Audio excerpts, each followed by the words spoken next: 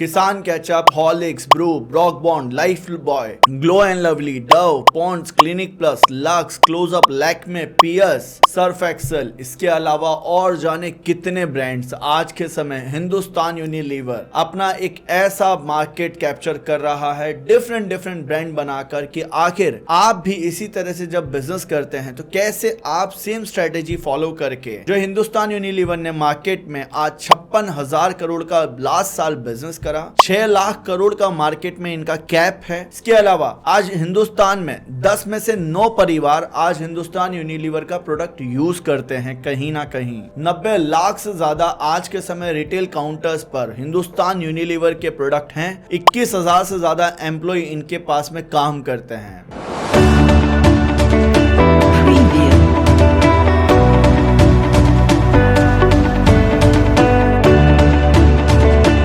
मेरा नाम है यदु चतुर्वेदी, मैं फाउंडर हूँ कामकाजी.com का। आप इस वीडियो में समझेंगे कि कैसे हिंदुस्तान यूनिलीवर आज अपने प्रोडक्ट डिस्ट्रीब्यूशंस पे अपने प्रोडक्ट को भेज रहे हैं, किस तरह से इन्होंने अपने यूनिक सेलिंग प्रपोजिशंस में डिफरेंट ब्रांड क्रिएट करे, कैसे आज मार्केट में आप जो एक अपना प्रोडक्ट, अपना ब्रांड, अपना नाम अपने मार्केट में अपने खुद के लोकल कॉस्मेटिक प्रोडक्ट को बेचना चाहते हैं, कैसे आप भी बेच सकते हैं। कई सारी चीजें आपको इस वीडियो से सीखने को मिलेगी, तो इस वीडियो में बने रहिएगा। लगभग मैंने भी अपनी कामकाजी एकेडमी से 500 से ज्यादा food and local product brand market में लॉन्च करवाए हैं। आज हम एक कामकाजी एकेडमी चलाते हैं जहां आपको सिखाते हैं कि कैसे एक बिजनेस में अपना प्रोडक्ट स्टार्ट करना है लॉन्चिंग से एंड देन आपको सेल्स तक पहुंचना है। हिंदुस्तान यूनिलीवर का पहले नाम था लीवर ब्रदर्स लिमिटेड, जो कि बाद में हिंदुस्तान नाम इसमें ऐड करा गया। हम थोड़ा सा इसकी हिस्ट्री की अगर बात करें तो इन्होंने कई सारे एक्विजिशन करे, कई सारे जो अदर ब्रांड्स थे, जैसे कि ईयर ऑफ 90s में ब्रॉक बॉन्ड को एक्वायर करा, इसके बाद में लिप्टन टी को एक्वायर करा,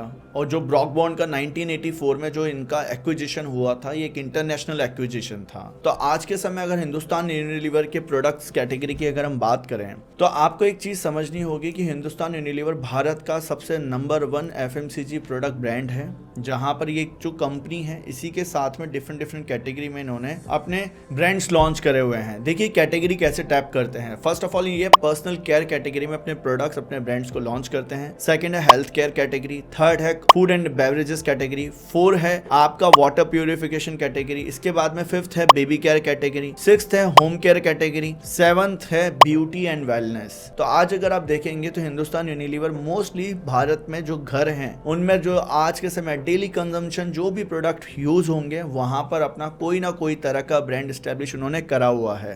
चाहे फूड्स में आप देख सकते हैं, चाहे पर्सनल केयर में देखें, चाहे हेल्थ केयर में देखें, चाहे होम केयर में देखें। और यहाँ पर ये क्यों इस तरह से बिजनेस की स्ट्रेटेजी बनाकर चलते हैं, तो इस पे पहला पॉइंट आपको समझना चाहिए, ये हमेशा डिफरेंशिएट करते हैं अपने ब्रांड को और अदर जो मार्केट में कॉम्पिटिटर्स हैं उनसे। तो यहाँ पर सबसे पहले आपको एक दुकानदार के पॉइंट ऑफ व्यू से समझना होगा, एक कंज्यूमर के पॉइंट ऑफ व्यू से अगर आप HUL के बिजनेस मॉडल को समझेंगे तो आप अपना बिजनेस प्रॉफिटेबल बना पाएंगे। उसके लिए मैं आपको सबसे पहले कंज्यूमर साइड और रिटेलर साइड लेकर चलता हूँ। देखिए रिटेलर के काउंटर पे देखिए आपको वहां पर देखने को मिलेगा कई तरह के ब्रांड, कई तरह की कैटेगरी है आपके सामने। अब वहां पर एक जो हिंदुस्तान यूनिलीवर का ब्रांड है जो कि हेल्थ केयर कैटेगरी होगी, हाउस होल्ड कैटेगरी होगी, सेम उसी ब्रांड की कैटेगरी में दूसरी कैटेगरी भी वो अपने ही ब्रांड को वहां पर स्टैब्लिश करके रखते हैं।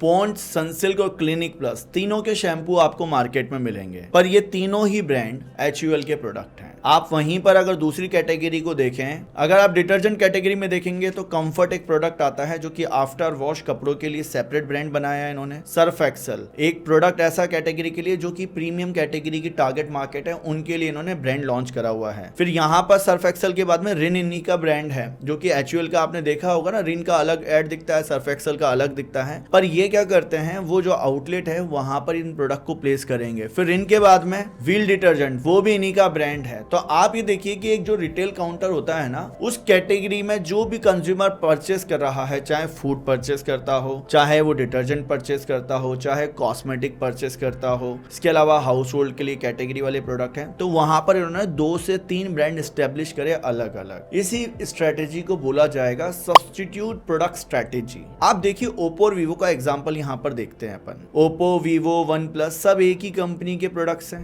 जो इनकी जो पेरेंट कंपनी है जैसे ही इंडिया में आई, उन्होंने एक चीज देखी कि इंडियन कंज्यूमर में अगर हमें ट्रस्ट जनरेट करना है और हम एक ही प्रोडक्ट स्ट्रेटेजी को पकड़कर चलेंगे, कहीं ना कहीं वो प्रोडक्ट की रिकॉल कंज्यूमर्स के मन में नेगेटिव आ गई, तो हमारा जितना भी कैंपेन है, जितना भी पैसा हम ओप्पो की मार्केटिंग के लिए डाल रहे हैं और सिर्फ ओप्पो को ही लेकर चलते हैं इंडिया में, तो होगा क्या कि कंज्यूमर उस प्रोडक्ट को बाय करने से ज्यादा फिर रिजेक्ट कर देंगे। इसीलिए उन्होंने डिफरेंट ब्रांड स्टैब्लिश करे। अब आप देखिए, ओप्पो भी बिकता है, वीवो भी बिकता है, एट द एंड सेल किसकी हो रही है? एक ही कंपनी की होती है। इसीलिए हर तरह से मार्केट में डिफरेंट कस्टमर और कंज्यूमर होते हैं। अगर आप बिजनेस कर रहे हैं तो आपको एक चीज समझना होगा, मार्केट में स्टार्टिंग में one name brand strategy follow करें। अभी आप एक्चुअल ब्रांड की स्ट्रेटेजी फॉलो नहीं कर सकते हैं बिकॉज ऑफ आपके पास में क्या है कि अभी पैकेजिंग का कॉस्ट ज्यादा लगेगा। पर आप यहाँ पर एक्चुअल पे जो मैं मेन कोर्स जो आपके लिए वीडियो में है अभी, वो है डिस्ट्रीब्यूशन नेटवर्क बिल्डिंग। क्योंकि देखो, इन्होंने पूरा डिस्ट्रीब्यूशन के थ्रू ही बिजनेस बनाया है, तो वो आपके लिए बहुत जरूरी है समझना। अब यहाँ पर चलते हैं, सब्स्टिट्यूट वाला जो ब्रांड स्ट्रेटेजी है, ये एक ऐसा फॉलो होता है कि कंज्यूमर जब लोकल वेंडर्स के पास में जाते हैं, सुपरमार्केट्स में जाएंगे या जनरल स्टोर्स पे जाएंगे, वो क्या कहते हैं, चलो आज ये प्रोडक्ट ट्राई करते हैं, आज ये ब्रांड ट्राई करते हैं। बट एक्चुअल में देखा जाए तो एक्चुअल का ये ब्रांड बिकता है और बेचने वाला कौन है? एक ही सेल्स पर्सन है। तो यहाँ पर उनके पास में डिफरेंट ब्रांड्स हैं, तो कंज्यूमर्स की जो साइकी होती है ना, ये नहीं तो ये नहीं तो ये, और जब प्रोडक्ट खरीदते हैं वो, तो एट द एंड उनको टीवी पर एडवर्टीजमेंट दिखते हैं। तो इसी के लिए देखिए, इनका मार्केटिंग फनल आपको समझना होगा। मार्केटिंग फनल का मतलब यह है कि आज मार्केट में इन्हीं के प्रोडक्ट जो होते हैं वो पुल आपको देखने को मिलेगा। पुल कैसे? कंज्यूमर आते हैं, बाय करते हैं उन प्रोडक्ट्स को और कहते हैं कि हमें वही प्रोडक्ट चाहिए, हमें लाइफ बॉय खरीदना है, हमें सनसिल्क चाहिए, हमें क्लिनिक प्लस चाहिए, हमें ब्रॉकबॉन्ड चाहिए, हमें लिप्टन टी चाहिए। तो इस तरह से जो ब्रांड बनाए ना उन्होंने, तो वहां पर ये पुल कैसे करवाते हैं आपको भी समझ में आ रहा होगा कि आपने कहीं ना कहीं इनके टीवी एडवर्टीजमेंट देखे हैं। जब हम कमर्शियल्स देखते हैं, सेलिब्रिटी को भी किसी भी तरह से प्रमोट करता हुआ वो प्रोडक्ट देखते हैं, तो इंडियन की जो मासेस ऑडियंस है उसके मन में ट्रस्ट जनरेट होता है, और वो ट्रस्ट जनरेट होने के बाद में क्या करते हैं,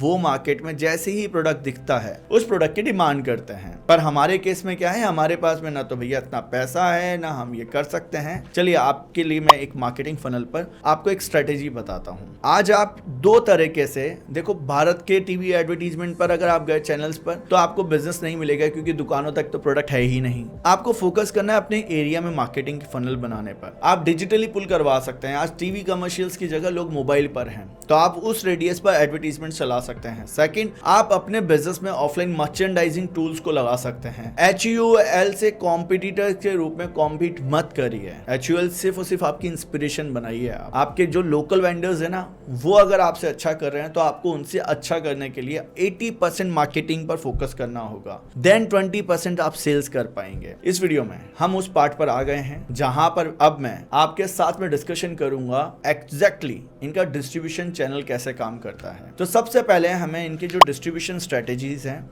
उस पर फोकस करने के लिए आपको समझना होगा कि शुरुआत होती है सबसे पहले रॉ मटेरियल सोर्सिंग से। रॉ मटेरियल में देखो, फूड अगर प्रोडक्ट आप बना रहे हो तो रॉ मटेरियल बाय करना पड़ेगा, तो यहाँ पर ये करते हैं बाय बल्क क्वांटिटी। सेकंड, उस प्रोडक्ट को प्रोसेस करने के लिए प्लांट सेटअप होगा, तो प्लांट सेटअप होता है यहाँ पर डिविजनल वाइज, रीजनल वाइज, इसके अलावा स्टेट वाइज इन्होंने लोकेशंस पे अपने प्लांट सेटअप कर रखे हैं। जैसे ही प्लांट पर प्रोडक्ट बनता है तो वहां से वो प्रोडक्ट कहाँ जाता है, या तो वेयर हाउस में जाएगा, ये कैरी एंड फॉरवर्ड वाली जो टीम होती है, CNF बोलते हैं हम, वहां के लेवल पर वो प्रोडक्ट चला जाएगा। इसके बाद में कहां जाएगा वो प्रोडक्ट? डिपो पर जाएगा। इसके बाद में कहां जाएगा वो प्रोडक्ट? सुपर स्टॉकिस्ट के पास में जाएगा। इनके डिस्ट्रीब्यूशन स्ट्रेटेजी को आप समझते जाइए। फिर उस स्टॉकिस्ट के बाद में अगर वो रूरल मार्केट में जा रहा है या अर्बन में जा रहा है, तो वहां से वो डिसाइड होगा कि कौन से डिस्ट्रीब्यूटर के पास में ये प्रोडक्ट प्लेस करना है। क्योंकि देखिए, मार्केट टियर 1, 2, 3 मार्केट्स हैं। अब आप क्या कर रहे हैं ना, अगर आप बिजनेस कर रहे हैं इस तरह का, एक फूड प्रोडक्ट, लोकल प्रोडक्ट, किसी भी तरह का बिजनेस कर रहे हैं, आपको ये इतने तामझाम नहीं करने हैं। सच्चाई बोल रहा हूं मैं आपको, आज मेरी एकेडमी में हजारों लोगों ने जो बिजनेस स्टार्ट करा और आज प्रॉफिटेबल तरह से अपना बिजनेस बना रहे हैं, क्योंकि वो एक सिस्टम समझ चुके हैं। आप HUL का जैसे ही प्रोडक्ट डिस्ट्रीब्यूशन के इस नेटवर्क पे पहुंचता है, इसके बाद में आ जाता है डिस्ट्रीब्यूटर के बाद में होलसेलर के बाद में आ जाता है रिटेलर। रिटेलर में भी मास्टर रिटेलर होता है, फिर जो नॉर्मल रिटेलर जो छोटा टिकट साइज बाय करते हैं वो रिटेलर्स वहां पर प्रोडक्ट उनके प्लेस होते हैं। इस तरह से एक पूरा सप्लाई चेन बना हुआ है और आज के समय आप देखिए 90 लाख से ज्यादा रिटेलर्स को ये हिट करते हैं।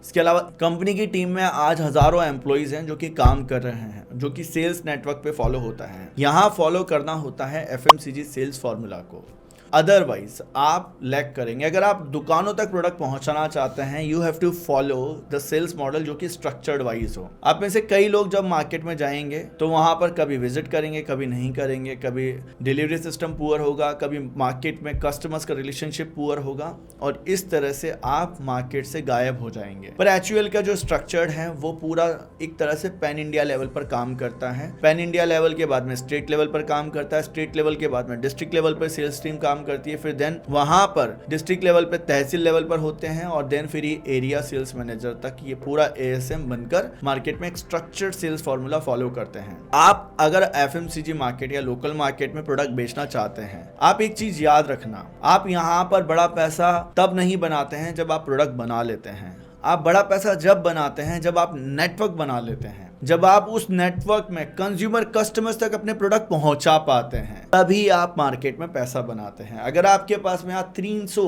लगभग रिटेलर्स का नेटवर्क नहीं है या बिल्ड करना चाहते हैं, फॉलो करें एक स्ट्रक्चर्ड, अदरवाइज आपका विजिट कभी अच्छा होगा, कभी नहीं होगा, कभी आपके प्रोडक्ट्स मार्केट में दिखेंगे, कभी नहीं दिखेंगे। अब सेकंड स्ट्रेटेजी समझिए कि जब ये सेल्स टीम काम करती है तो उसके बाद में होती है डिलीवरी टीम और मर्चेंडाइजिंग टीम का काम। इन्होंने ये काम आउटसोर्स करे हुए हैं। सेल्स टीम का काम नहीं है कि वो दुकानों पर मर्चेंडाइजिंग करेंगी, उसके अलावा उन दुकानों को तैयार करेंगी मार्केटिंग के लेवल्स पर। देखा आपने, जब आप कंज्यूमर की तरह देखते हैं, मार्केट में जाते हैं, तो आपको एक चीज समझ में आएगी कि दुकानें कहीं ना कहीं कहती हैं कि ये प्रोडक्ट ये ब्रांड पर ये ऑफर है, बट आपके प्रोडक्ट आपके ब्रांड में ऑफर नहीं दिखेगा तो वो प्रोडक्ट पुल नहीं होगा। तो आपको समझना होगा मार्केटिंग फनल कैसे बनता है, किस तरह से एग्जैक्टली सेल्स होगा। अब समझते हैं HUL की 3 जो सुपर स्ट्रेटेजी है जिसके थ्रू ये प्रोडक्ट डेवलप करते हैं, नए नए ब्रांड क्रिएट करते हैं, नए तरह कैसे कस्टमर्स को अट्रैक्ट करते हैं। ये सबसे पहले एक फॉलो करते हैं रूल जो कि है डिमांड का क्रिएशन। इस मेथड में डिमांड को कैप्चर करने के लिए जो भी मार्केट में ऑलरेडी प्रोडक्ट्स हैं उसी प्रोडक्ट की सेम कॉपी लेकर जाते हैं अदर ब्रांड बनाकर। जैसे मार्केट में डीओ बिक रहा है तो ये अपना एक ब्रांड एस्टेब्लिश करेंगे, एडवर्टीजमेंट बनाएंगे और अपने डिस्ट्रीब्यूशन नेटवर्क में उस प्रोडक्ट को भेज देंगे। इसके अलावा डिमांड कैप्चर जब हो जाती है तो ये मासेस के लिए या एग्रेसिवली मार्केटिंग स्ट्रेटेजी अपनाते हैं।